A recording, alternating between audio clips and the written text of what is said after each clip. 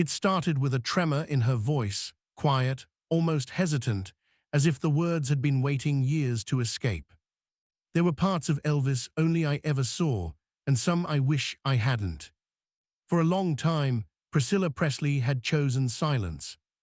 She had watched the world turn Elvis into a legend, a myth so enormous that the real man vanished somewhere underneath. Every time she saw another glossy documentary, another impersonator in a rhinestone suit, another book claiming to reveal the truth, she felt a small ache inside, because none of them really knew him, not the way she did. When people think of Elvis, they imagine the stage lights, the jumpsuits, the screams, the gold records. But for Priscilla, the first image was always quieter. It was a lamp burning at 3 a.m. in Graceland's den. Elvis sitting cross-legged on the carpet, strumming his guitar softly, lost somewhere between prayer and performance. That's where the real Elvis lived, in the lonely corners fame could never reach. For years she tried to protect that version of him, to keep his secrets safe, to preserve what was left of the man behind the myth. But time has a way of reshaping memories, and lately the world had begun rewriting their story without her. People judged, speculated, even blamed, and through it all she stayed quiet, until now. "I've kept things inside for decades," she said once, "because I thought the truth might hurt him, but maybe not telling it hurt me more." That's how her silence broke, not with bitterness, but with exhaustion. There comes a point where carrying the legend becomes heavier than carrying the loss. She still remembers the first night she met him. He was already Elvis Presley, the man every girl in America dreamed about. She was just 14, shy, barely beginning to understand what love even meant. He walked into the room in his uniform, handsome, magnetic, older, and the air seemed to shift around him. Everyone else faded. He had that effect on people, even when he didn't try. But what struck her wasn't his fame, it was his gentleness. He spoke softly, almost nervously. He asked about her family, her school. She thought, he's nothing like the man on stage. That moment became the beginning of everything and the start of a story too big for either of them to control.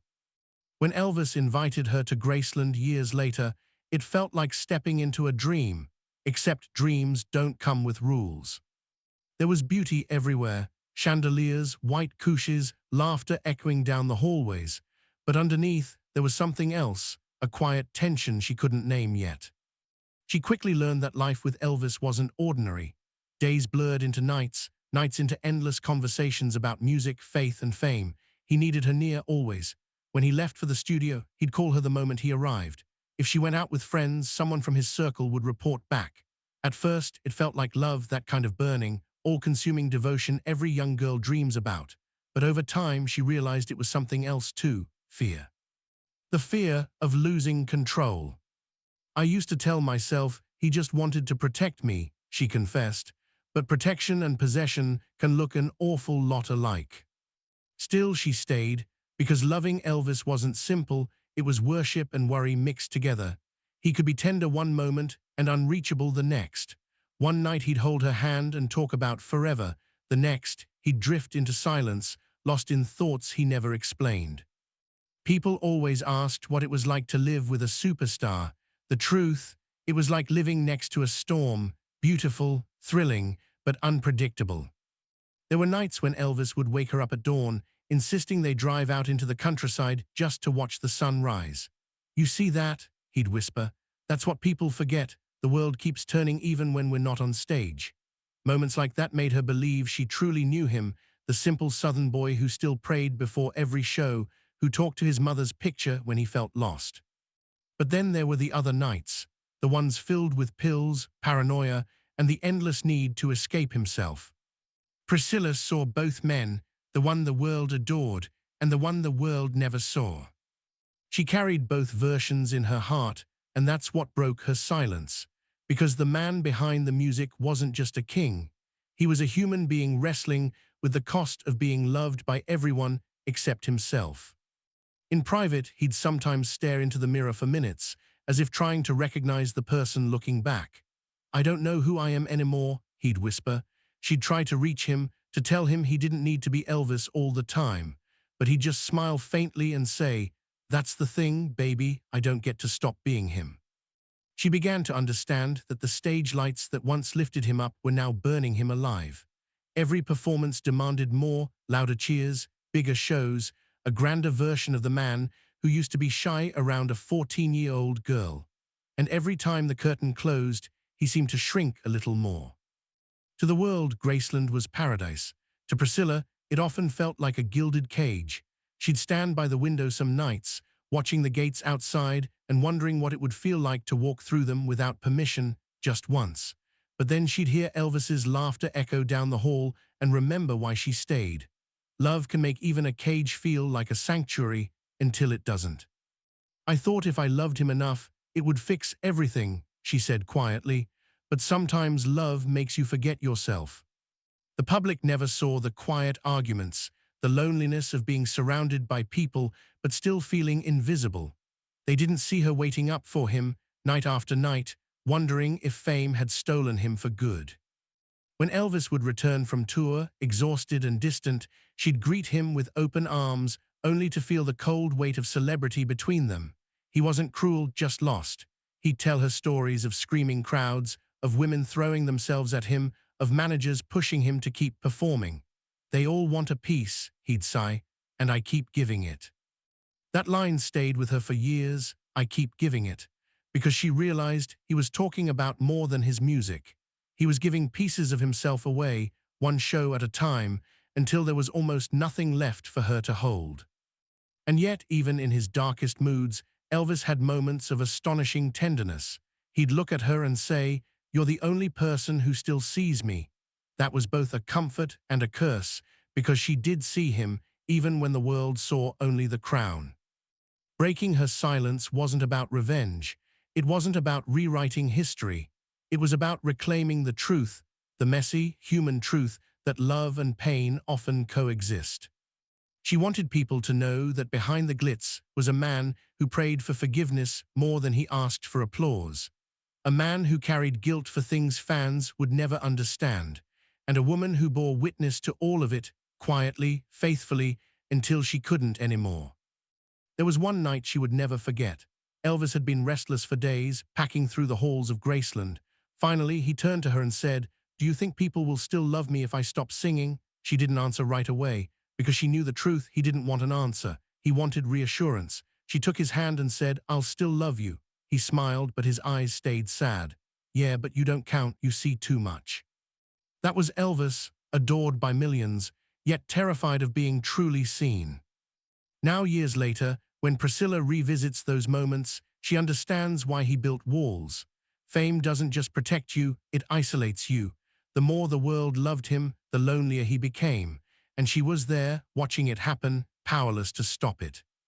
When she finally decided to speak, she didn't do it for attention. She did it because silence had started to feel dishonest. The world had taken their story and turned it into a myth, the perfect couple, the fairy tale marriage, the king and his queen. But perfection was the one thing it never was. "I loved him," she said, "but love inside that world was complicated. It wasn't normal. It couldn't be." The truth she revealed wasn't cruel or scandalous. It was sad, tender, and profoundly human. She talked about how Elvis would read spiritual books late at night, searching for meaning. How he could be laughing one moment and weeping the next. How he was haunted by the idea that his fame was both a gift and a curse. And how, in private, he longed for simplicity, a life where he could walk down a street without cameras, where he could hold her hand without whispers following them. He wanted peace, she said, but peace doesn't live in palaces. That single sentence carried decades of emotion, because it wasn't just about Elvis, it was about her too. For years, she had lived under the same shadow, trying to protect the man and the myth at once. It broke her in ways no one could see. When she finally shared her story, the world leaned in expecting scandal, but finding something deeper, grief. The grief of someone who loved a man the world refused to let be human. People asked her why she was speaking now, after all these years. Her answer was simple, because the truth deserves to breathe. Every word carried the weight of memories she had tried to bury. The laughter, the heartbreak, the nights she waited for him to come home, the mornings she woke up to silence.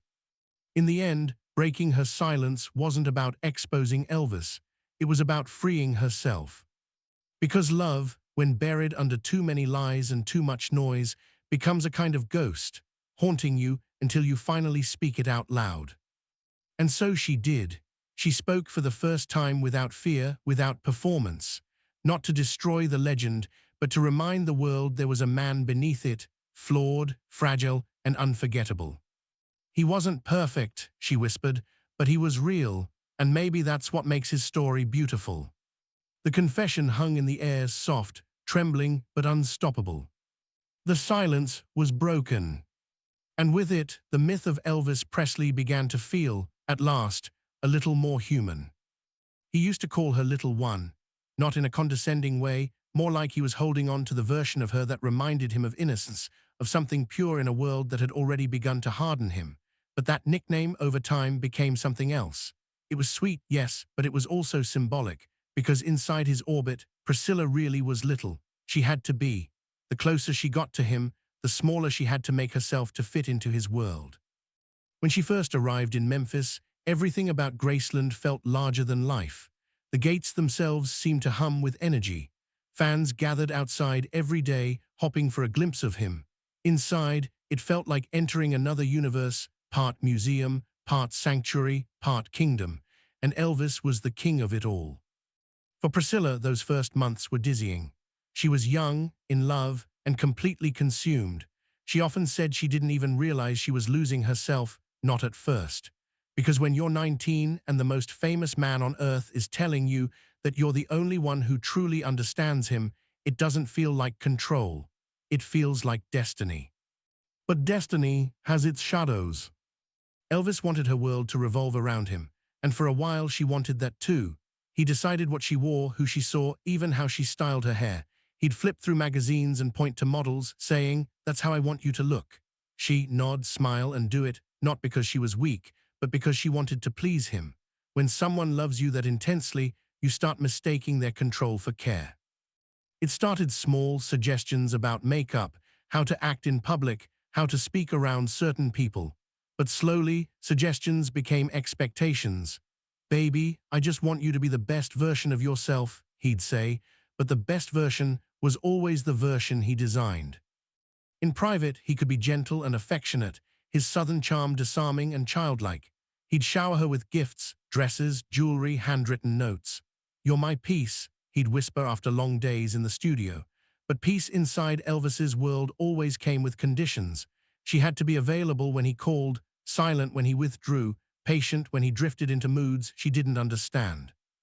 Outside, fans saw perfection, the handsome king and his beautiful queen. Inside, she was learning that love can be both tender and suffocating. "I didn't know how to say no to him," Priscilla would later admit. "I didn't even know if I wanted to." She'd grown up believing that love meant devotion. Her mother used to tell her that good wives stand by their men, especially when those men are extraordinary. And Elvis was beyond extraordinary. He could light up a room just by walking into it, but the same light that illuminated him often left her in shadow. There were nights when she'd walk down the long hallways of Graceland and hear music drifting from his piano room, soft, haunting melodies he played when he couldn't sleep. She'd stand by the doorway, invisible, listening to the man who could command millions sound so heartbreakingly alone. That loneliness made her love him even more, because she thought if she could fill that void, if she could be his anchor, maybe he'd finally find peace. But what she didn't see was that in trying to heal him, she was slowly wounding herself. Elvis lived inside extremes. He loved passionately, performed recklessly, and controlled fiercely. His world ran on adrenaline, adoration, and attention. Everyone around him existed to keep that rhythm going. The entourage, the Memphis Mafia, as fans later called them, watched his moods like weather patterns. When Elvis was happy, everyone laughed. When he was angry, the whole house held its breath. And Priscilla, even as his wife, wasn't immune. She once said, "I was both his comfort and his prisoner." And that wasn't metaphor.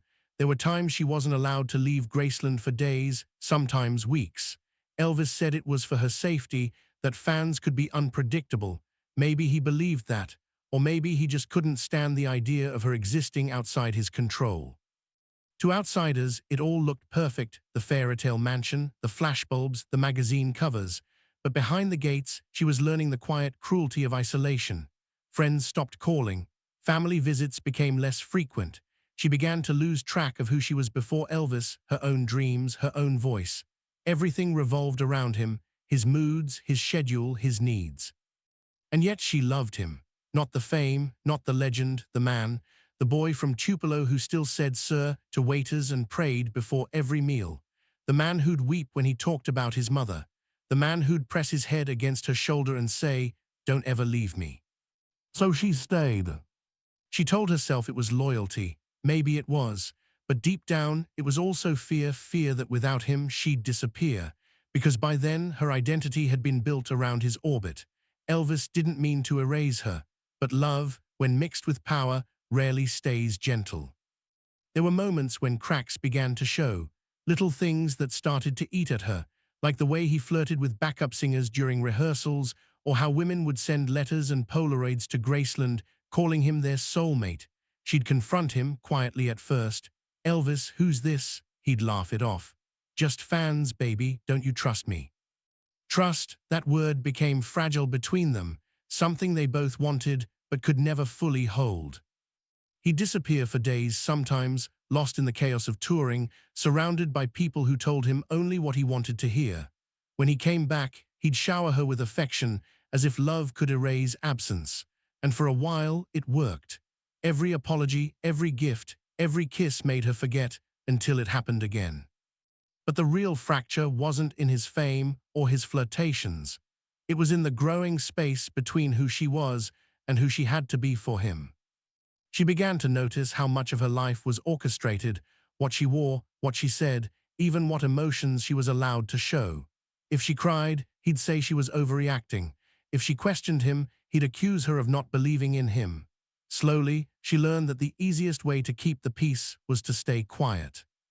"I lost my voice in that house," she later said. "It wasn't that he silenced me, I silenced myself." There's a particular kind of loneliness that comes from being loved too closely. It doesn't feel like abandonment, it feels like suffocation. She would watch him rehearse sometimes, surrounded by musicians and friends. The energy in the room was electric. Everyone adored him, deferred to him, worshipped him.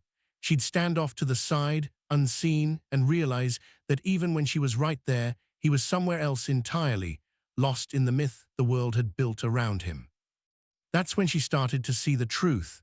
Elvis didn't belong to her. He didn't belong to anyone. He belonged to the stage, to the crowd, to the endless applause that fed his soul even as it drained him. But knowing that didn't make it easier. There was one night, late in the 60s, after another grueling tour. Elvis came home exhausted, hollow-eyed. He collapsed onto the couch and whispered, "Sometimes I think the only time I'm real is when I'm pretending."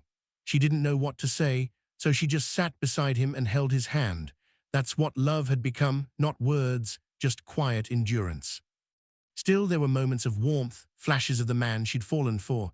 He'd make her laugh until she cried. He'd dance with her in the living room, barefoot, to old gospel records. He'd write little notes like, "You're my reason to come home." Those moments kept her there. They gave her hope that maybe someday he'd see her not as a reflection of his world, but as her own person. But as the years passed, Graceland began to feel more like a museum, a place where everything was preserved, even pain.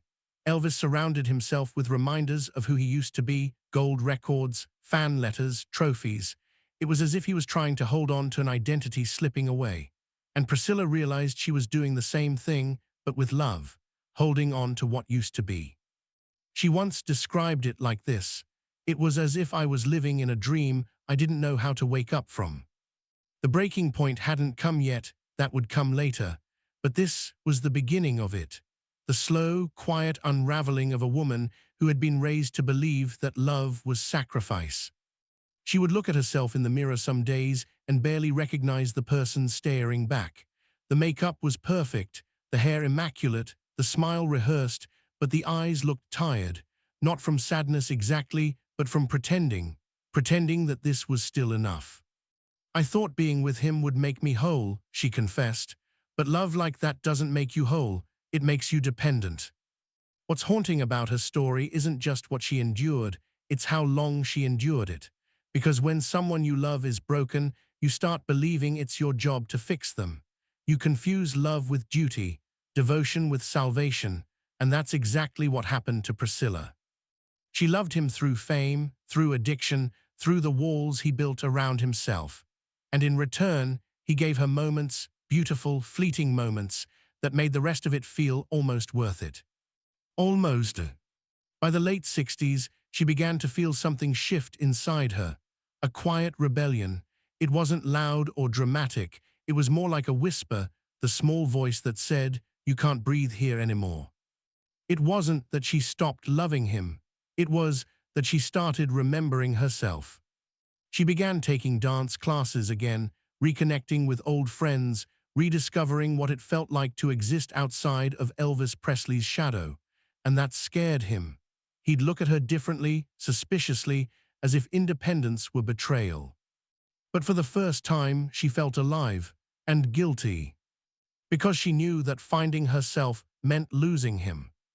Still, she couldn't ignore it anymore, the ache of wanting a life that was her own, the need to be seen not as Elvis's girl, but simply as Priscilla. That realization was both terrifying and liberating. Love had been her home for so long that she didn't know how to live outside of it, but she was beginning to understand that sometimes love built on control isn't love at all. It's dependency dressed as devotion. The world still saw them as a perfect couple, the golden romance that defied the odds. But inside Graceland, behind the locked doors and quiet hallways, a woman was slowly waking up. And though she didn't know it yet, every step she took toward herself was also a step away from him. Because love, no matter how powerful, cannot survive in captivity. And for the first time, Priscilla Presley began to realize she was living in a golden cage. He used to say, "We'll always find our way back." He said it so often that she almost believed it, but deep down she knew some roads don't circle back, some just end quietly without ceremony. By the early 70s, everything around them had begun to crack. The concerts were louder, the crowds wilder, the headlines crueler. Elvis was burning at both ends, and the man who once sang lullabies to her now barely slept at all. Pills became his comfort, his shield, his escape. He said they helped him think, helped him create, but what they really did was build a wall so thick, even she couldn't reach him anymore. There were nights when he'd vanish into that darkness, doors locked, phone off, everyone tiptoeing around Graceland as if the house itself might explode. When she knocked softly and asked if he was okay, he'd answer in fragments, "Don't worry about me, I just need to clear my head." But his voice sounded different, numb, distant, like the man inside him was slipping further away. Priscilla had seen it happen gradually, the transformation from the tender boy with trembling hands to a man who couldn't stop performing, even when no one was watching. Fame wasn't the only addiction. He was addicted to control, to escape, to the illusion that everything was still fine. "I kept waiting for the real Elvis to come back," she said years later, "but I think he was already gone." She tried everything, gentle talks, angry confrontations, even silent prayers whispered in the dark, but nothing changed. The harder she tried to hold him, the more he pulled away. There's a kind of heartbreak that doesn't come from betrayal, but from watching someone you love destroy themselves and being powerless to stop it. That was her reality. Every time she looked at him, she saw two men, the one she fell in love with and the one fame had built around him like armor. She started feeling invisible again. The laughter they once shared turned into long stretches of silence. When she spoke, he'd nod absently, eyes glazed, lost somewhere behind the fame. She knew he loved her, but love had become buried under exhaustion, paranoia, and pills that made him forget which day it was. It wasn't always cruel. Sometimes, in rare moments of clarity, he'd reach for her hand and whisper, "Don't give up on me." Those words haunted her, because she didn't want to, she wanted to save him.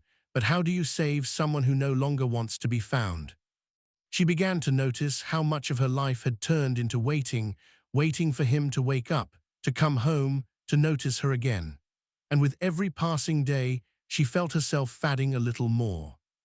Then came the women. She had always known about them, whispers, rumors, glances exchanged between his staff when they thought she wasn't looking. At first, she convinced herself it was harmless, that no one could replace what they had. But deep down, it cut her every time she heard another story. The world saw him as irresistible, she saw him as unreachable. I wasn't jealous of the women, she later said softly. I was jealous of their freedom. They got the version of him that wasn't burdened by love. The house that once felt alive with music now echoed with absence. Even their daughter couldn't fill the growing space between them. He adored Lisa, but even fatherhood couldn't anchor him. He lift the baby in his arms, smile for a moment, then drift off, his mind already somewhere else. Priscilla began to realize something painful. She had built her life around a man who was slowly disappearing. And the more she clung to the memory of him, the more she lost herself. There was one night that marked the beginning of the end. He came home late, stumbling, words slurred. She met him at the door, not angry, just tired. He tried to charm her, to make her laugh, but she couldn't, not this time. She said quietly, I don't know who you are anymore. For a moment, he just stared at her, confused. Then he whispered, I don't either. That was the moment she realized love wasn't enough.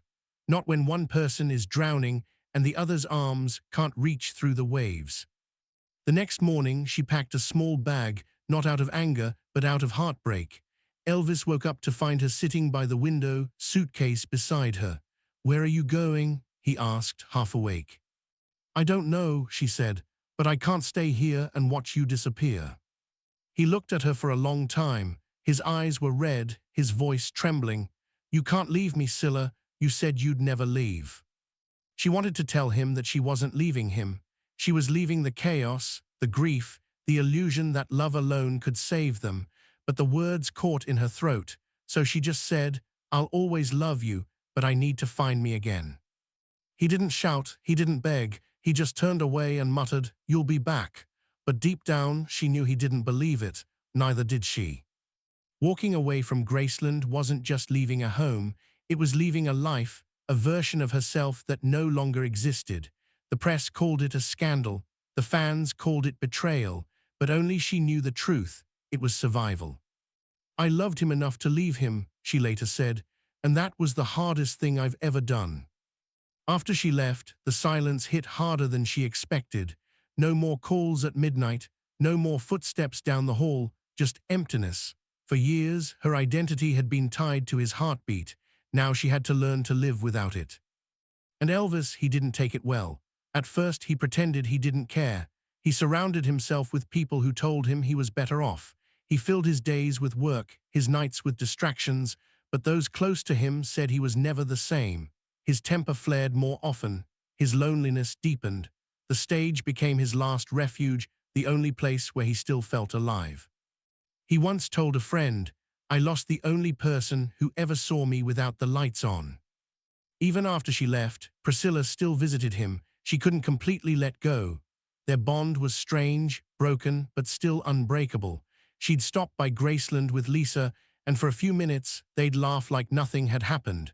But then the distance would return, heavy and familiar. He'd ask her, do you ever think about us? And she'd say, every day. But what she didn't say was that she thought about who they used to be, not who they had become. As time went on, the public turned their story into gossip, twisting it into something dramatic. But what really ended them wasn't scandal, it was exhaustion, the kind that comes from loving someone so deeply it empties you. In interviews, people would ask her if she ever regretted leaving. She'd always pause before answering. No, she'd say, but I regret what fame did to him. Because she never stopped loving him. She just learned to love him from afar, the way you love a ghost or a dream you once lived inside.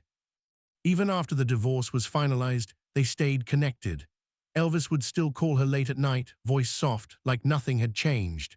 Scylla, do you remember that night in Germany? He'd say. When I sang you that song, she'd smile and say she did. And for a few minutes, it felt like they were still young, still innocent, still untouched by everything that came after.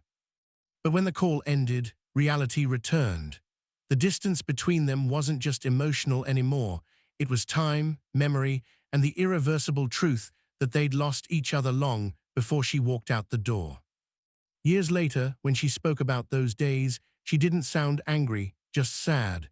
"He was the love of my life," she said, "but sometimes love isn't meant to last forever. Sometimes it's meant to teach you what love really costs." She carried that truth quietly, even as the world turned their marriage into mythology. People loved the idea of Elvis and Priscilla, the king and his queen, but she knew the reality was much more fragile. They weren't icons. They were two people trying to hold on while the world kept pulling them apart. And maybe that's what made it so human, because love, even when it fails, leaves something behind, a mark, a memory, a lesson. For Priscilla, that lesson was simple but brutal. Sometimes the most loving thing you can do for someone is to let them go. She would always remember the last time she saw him truly smile, not the stage smile, but the real one. It was during one of her visits with Lisa.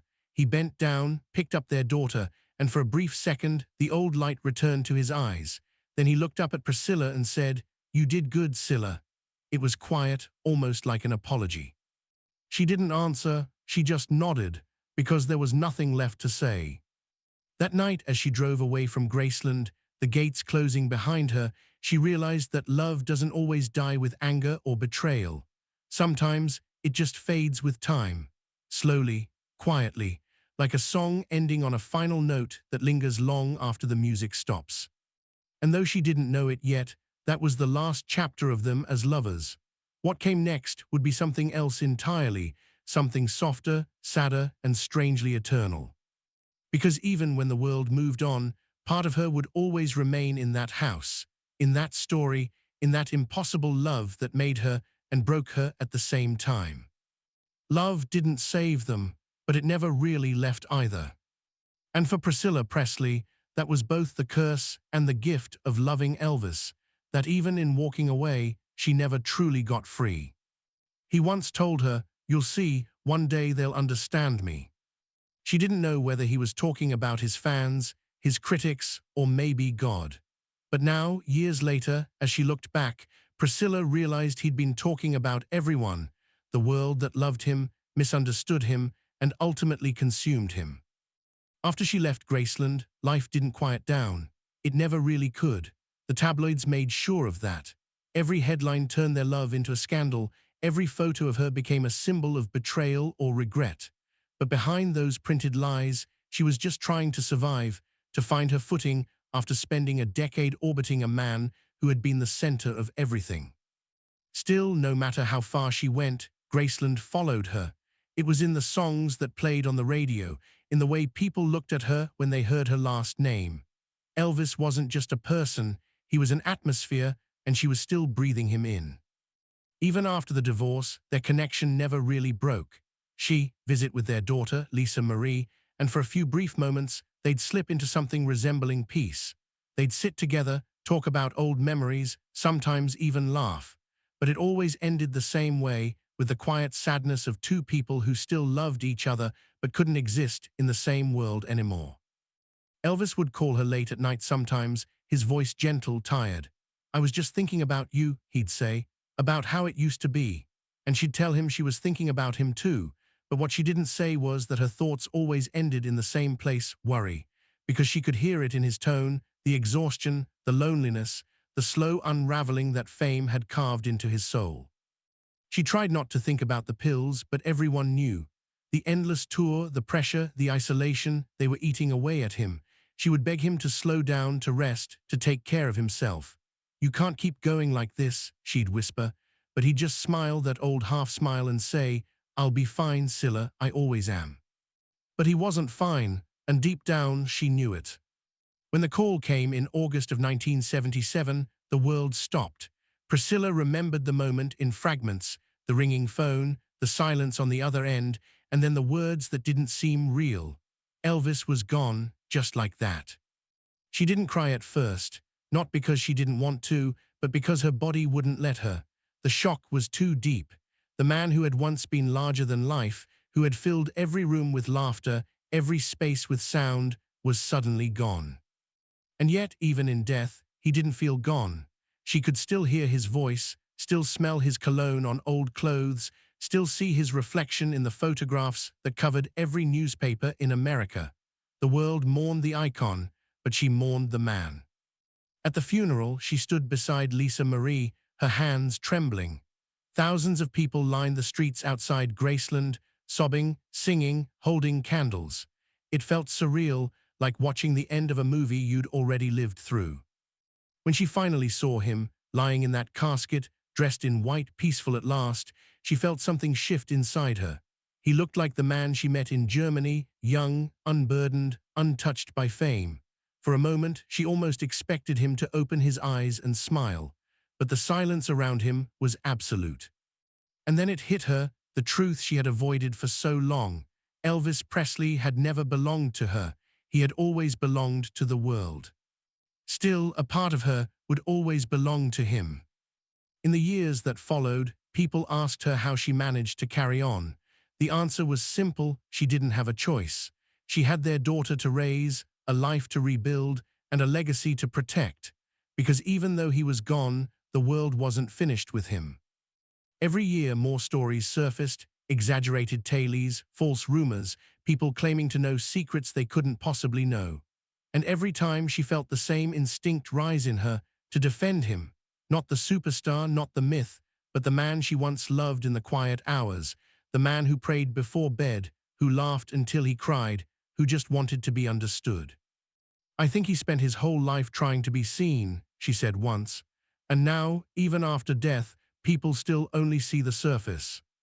That became her mission, not to erase the pain or the chaos, but to tell the truth, the real story, the one that wasn't written in headlines, but in the moments no one else saw. She turned Graceland into a home for memory, a place where the man behind the legend could still breathe. She walked through those halls years later, no longer as a wife or a prisoner, but as a keeper of history. Each room carried echoes of laughter and heartbreak, of love and loss. And for the first time, she didn't feel trapped there. She felt at peace. There's a strange kind of forgiveness that comes with time, not the kind you announce or even fully understand, just the kind that settles quietly in your bones. She forgave him for the control, for the pain, for the parts of himself he couldn't give. And she forgave herself for staying so long, for leaving when she did, for everything in between.